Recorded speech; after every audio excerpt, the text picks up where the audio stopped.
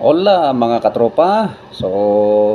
Okay, nandito na naman po tayo para ipagpatuloy yung discussion natin regarding yung sa Animal Welfare Act.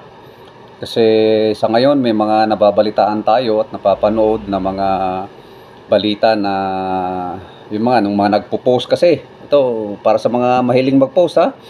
Pino-post kasi nila yung mga ginagawa nila sa mga animal na pinagbabawal ng batas kasi ayon dito sa Animal Welfare Act, prohibited kasi rito yung maltreatment o kaya torture of any animal.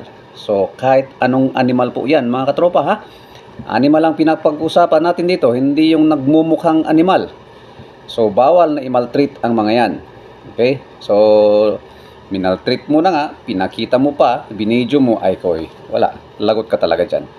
So dito rin sa batas na to, sinasabi rito, nilagay din nila rito kung ano yung mga animal na pwedeng katayin.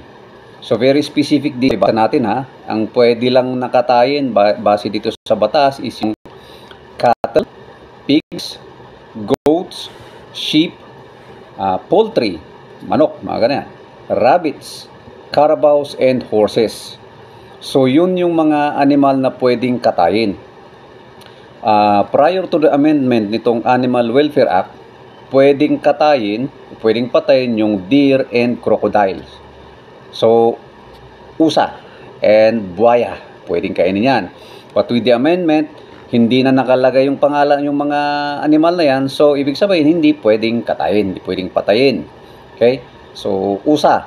Pero dito sa amin sa Cordillera, ang ugsa ay pwede pang kainin. Ito yung ugot ng sayote. Ugot ng sayote yun ang sinasabi ko. Yung ugsa na sinasabi namin dito. Pero yung deer talaga, bawal. Bawal patayin. Pati na yung crocodile. Hindi yung mga buhaya na nakikita nyo dyan kung saan saan. Ito yung buhaya na animal ang pinag-usapan natin. So bawal po yan. Bawal na katayin. Ngayon, meron naman exceptions.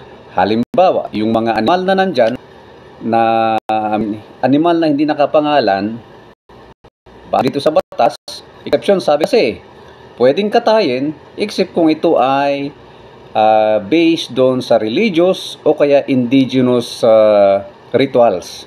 Okay? So, pwedeng ganon. Halimbawa, yung pagkatay ng aso.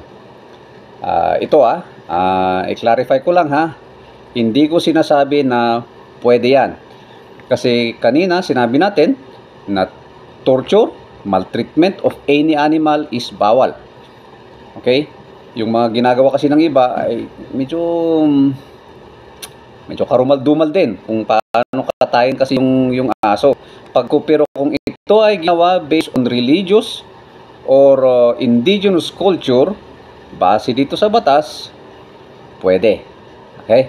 Ngayon, punta tayo sa pinikpikan. Kasi may nagtatanong noon, paano naman yung pinikpikan? Kasi, if you are to see, kung paano ginagawa yung pinikpikan, torture nga naman. Ikaw ba naman yung pinapalo until mamatay yung manok? Okay? Because the purpose of pinikpikan is to let the blood clot in the whole body of the chicken. Ako nga nung kabataan ko, medyo naiiyak-iyak pa ako nung pinipili sa aking hawakan ko yung pakpak habang pinapalo ng mga matatanda. Hawakan mo yan, sabi, nangingiyak-ngiyak na ako. So, paano pa kung tao yan? So, kaya nga sabi nila, ang English ng pinikpikan is killing me softly.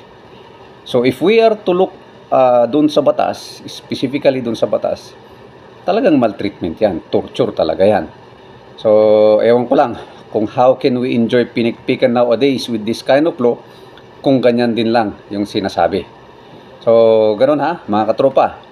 Ang punto lang natin dito, ingat ulit sa pag-video at pagpo-post, lalo na sa mga ganitong sensitibong mga bagay because sabi ko na, merong kayong violation because it is prohibited by law.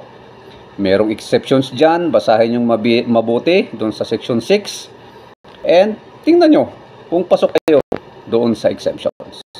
So until then mga katropa, hopefully meron tayong napag-aralan ngayon. See you around.